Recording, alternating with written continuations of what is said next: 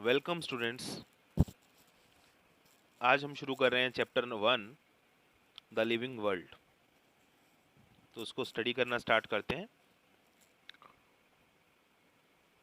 ये जो दुनिया है हमारे आसपास जिसको हम लिविंग वर्ल्ड बोलते हैं, ये कितनी वंडरफुल है ना। आपको अलग अलग प्रकार के लिविंग ऑर्गेनिजम्स इसमें देखने को मिल जाएंगे। अलग अलग प्रकार के लिविंग ऑर्गेनिजम्स ही नहीं, आपको बिल्कुल ही अलग अलग काइंड्स की हैबिटेट्स भी देखने को मिलेंगी जहां वो रहते हैं। चाहे वो कोल्ड माउंटेन्स हों, ऐसे पहाड़ हों जहाँ बर्फ हो, ग्लेशियर्स हों, चाहे वो डेसिडुअस फॉरेस्ट्स हों जो हर साल अपनी पत्तियाँ लूज़ कर देते हैं, पत्तियाँ गिरा देते हैं हर साल, जिनको हम हिंदी में पर्णपाती वन कहते हैं। चाहे समुद्र हो, मीठे पानी की झील हो, रेगिस्तान हो या गर्म पानी के स्रोत, हर जगह हमें जीवन देखने को मिलेगा, जीव जंतु देखने को मिलेंगे, लाइफ देखने को मिलेगी, किसी ना किसी फॉर्म में तो मिलेगी ही। जब आप किसी घोड़े को देखते हैं जो दौड़ रहा है किसी मैदान में, या आप किसी माइग्रेटिंग बर्ड्स के ग्रुप को देखते हैं। माइग्रेटिंग बर्ड्स वो हैं जो एक प्लेस से दूसरे प्लेस की तरफ जा रही हैं इन सर्च ऑफ फूड और टू सरवाइव। चाहे आप एक घाटी देखें जिसमें फूल उगे हुए हों, अ वैली ऑफ फ्लावर्स, या आप किसी शार्क को किसी अपने किसी प्रे पर अटैक करते हुए देखें, इन सब चीज़ों को देखते ही आप एकदम अद्भुत तरीके से प्रसन्न हो जाएंगे और आपके अंदर एक जो कह सकते हैं मन के अंदर सेंस ऑफ वंडर प्रोड्यूस होगा। आप कहेंगे कि हाँ भाई, देखो कैसा नेचर है और देखो क्या क्या इसके अंदर अवेलेबल है। The ecological conflict and cooperation among members of population and among populations of a community, or even the molecular traffic inside a cell, make us deeply reflect on what indeed is life। तो यहाँ से लेके यहाँ तक जो ये statement है, इसको ध्यान से समझो। अगर हम किसी पॉपुलेशन की स्टडी करें तो एक पॉपुलेशन के अंदर क्या होता है, एक पॉपुलेशन के अंदर बहुत सारे मेंबर्स होते हैं। किसके? स्पीशीज के। जैसे सपोज ह्यूमंस, बहुत सारे ह्यूमन बीइंग्स हैं, साथ में रह रहे हैं, तो ये सारे मिलकर के क्या बनाएंगे? पॉपुलेशन।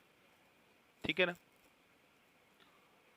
तो एक पॉपुलेशन के अंदर बहुत सारे ह्यूमन बीइंग्स हैं, इन इतने सारे ह्यूमन बीइंग्स के बीच में कॉन्फ्लिक्ट भी हो सकता है, विरोधाभास भी हो सकता है, या सहयोग भी हो सकता है। तो ये हो सकता है ये ह्यूमंस एक दूसरे के खिलाफ काम कर रहे हों या एक दूसरे के साथ मिलके काम कर रहे हों। ये तो हमें पॉपुलेशन लेवल पे दिख सकता है ना। या फिर हम बर्ड्स का एग्जांपल ले लें, बर्ड्स बहुत सारी एक ही स्पीशीज की हैं सपोज, तो ये भी क्या बनाएंगी? पॉपुलेशन बनाएंगी। हो सकता है वो मिलके काम करें, हो सकता है वो मिलके काम करें, या हो सकता है वो एक दूसरे के अगेंस्ट काम करें। अब थोड़ा हायर लेवल पे चलते हैं। Populations of community. कम्युनिटी में क्या होता है? डिफरेंट पॉपुलेशंस होती हैं, अलग अलग पॉपुलेशन होती हैं। जैसे ह्यूमन पॉपुलेशन है ना, स्पैरो पॉपुलेशन, बर्ड की पॉपुलेशन बता रहा हूं, है ना। ट्री पॉपुलेशन, कोई भी ट्री हो सकता है, सपोज मैंगो। बैक्टीरिया। तो इन सब की पॉपुलेशंस अगर किसी एक जोन के अंदर अलग अलग पॉपुलेशंस रहती हैं और आपस में इंटरेक्ट करती हैं, तो ये सब मिलके क्या कहलाते हैं? Community. They are called as community. तो एक कम्युनिटी के अंदर बहुत सारी पॉपुलेशंस होती हैं जो आपस में इंटरेक्ट करती हैं। तो उन पॉपुलेशंस के बीच में भी कॉन्फ्लिक्ट हो सकता है और उन पॉपुलेशंस के बीच में भी कॉपरेशन हो सकता है। तो हमें ये सब नेचर में देखने को मिलेगा, पॉपुलेशन के लेवल पर या कम्युनिटी के लेवल पर, आइदर इकोलॉजिकल कॉन्फ्लिक्ट और कॉपरेशन। और अगर हम ये तो सब आपको बाहर दिखाई देता है, पॉपुलेशंस हैं, कम्युनिटीज़ हैं, ये तो आंखों से दिखाई देती हैं सामने। लेकिन अगर हम सेल के अंदर ही देख लें, इनसाइड अ सेल, तो हमें क्या दिखाई देगा? मॉलिक्यूलर ट्रैफिक, यानी मॉलिक्यूल्स इधर से उधर मूव कर रहे हैं। That is called as the molecular traffic. And why they are moving? Because metabolism is going on. तो इन सब चीज़ों को देख करके, चाहे आप अपनी आंखों से देखें बाहर, चाहे आप सेल के अंदर देख लें, आपके मन में सवाल उठेगा, व्हाट इज लाइफ? ये जीवन है क्या? है ना? इसको लेकर के आपके मन में सवाल उठता है। This question has two implicit questions within it. और इस क्वेश्चन के अंदर दो अलग अलग क्वेश्चंस और हैं। पहला टेक्निकल है, और उस टेक्निकल क्वेश्चन को क्यों पूछा जा रहा है, ठीक है ना, उसका मतलब क्या है? And seeks answer to what living is as opposed to the non living. तो टेक्निकल क्वेश्चन कहता है कि लिविंग क्या है और नॉन लिविंग क्या है। और जो सेकंड क्वेश्चन है वो फिलोसफिकल है, और वो ये कहता है कि what is the purpose of life. तो पहला क्वेश्चन जो टेक्निकल है वो कहता है व्हाट इज लाइफ, और दूसरा फिलोसफिकल क्वेश्चन कहता है what is the purpose of life. जीवन क्यों है और जीवन क्या है, ये दोनों क्वेश्चंस। साइंटिस्ट तो कभी भी दूसरे क्वेश्चन को आंसर नहीं कर पाएंगे, ना कोशिश करेंगे। हम यहां पर पहला क्वेश्चन ही देखेंगे कि व्हाट इज लिविंग, जीवन क्या है। जीवन क्यों है ये हम कभी नहीं बता सकते, बट जीवन क्या है हम इसकी स्टडी कर सकते हैं। तो पहला क्वेश्चन हमारा आ जाता है व्हाट इज लिविंग। जब हम लिविंग को डिफाइन करने जाते हैं, हम करेक्टरिस्टिक्स की स्टडी करते हैं सबसे पहले लिविंग बीइंग की। तो लिविंग ऑर्गेनिजम्स कौन कौन सी करेक्टरिस्टिक्स शो करते हैं, हम उनकी स्टडी करते हैं, और उसके बेसिस पर ही बता पाते हैं कि व्हाट इज लिविंग। जैसे करेक्टरिस्टिक्स क्या है? Growth, reproduction, ability to sense the environment, mount a suitable response.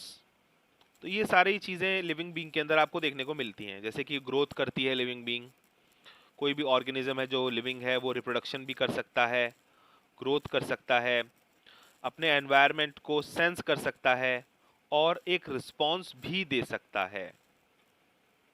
एकदम से आपके मन में आ जाता है हाँ ये लिविंग है। ओके, और भी फीचर्स अगर आप थोड़ा और सोचेंगे तो आपके मन में आ जाएंगे। जैसे मेटाबॉलिज्म होगा उसके पास, वो अपने आप को रिप्लिकेट कर सकता होगा, यानी रिप्रोड्यूस कर सकता होगा, अपने जो फंक्शंस हैं उनको ऑर्गेनाइज कर सकता होगा अपने अंदर। तो कोई भी चीज़ रैंडमली नहीं होती बॉडी में, ऑर्गेनाइज्ड वे में होती है, सेल्फ ऑर्गेनाइज, है ना।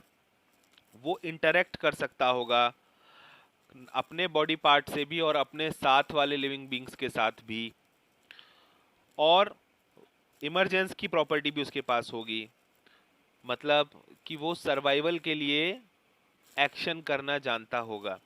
तो इन सब चीज़ों को आप देखेंगे कि लिविंग बीइंग अपने साथ अपनी करेक्टरिस्टिक्स के तौर पर शो करता है। अब इनको समझने की कोशिश करते हैं। सबसे पहले हम ग्रोथ को लेकर के स्टडी करेंगे। ऑल लिविंग ऑर्गेनिजम्स ग्रो, ये हमने देखा है कि सबके सब ग्रो करते हैं। और ग्रोथ कब मानी जाती है? जब मास इंक्रीज हो और नंबर ऑफ सेल्स भी इंक्रीज हो, ठीक है ना। तो ये सब चीज़ें हैं, सेल के नंबर बढ़ रहे हों या मास बढ़ रहा हो, है ना, that is called as the growth. एक मल्टीसेलुलर ऑर्गेनिज्म कैसे ग्रो करता है? It grows by cell division. Cells divide होते हैं, सेल्स का नंबर बढ़ता है, तो बॉडी का जो मास है और बॉडी का जो साइज है वो भी बढ़ेगा। In plants the growth by cell division occurs continuously throughout their life span. Plants की अगर आप लाइफ को स्टडी करेंगे तो आपको पता चलेगा कि उनकी जो ग्रोथ है वो कंटिन्यूअसली थ्रू आउट लाइफ चलती रहती है। इनिशियली वो प्राइमरी ग्रोथ करते हैं, और फिर लेटर फेज में वो सेकेंडरी ग्रोथ करते हैं। और वो करते रहते हैं ग्रोथ, है ना। जबकि एनिमल्स में क्या होता है, जो ग्रोथ है वो एक एज तक ही है, रिस्ट्रिक्टेड है वहां तक, उसके बाद फिर वो रुक जाती है। लेकिन ग्रोथ तो रुक जाती है बट रिपेयर नहीं रुकती, रिपेयर चलती रहती है। It is a continue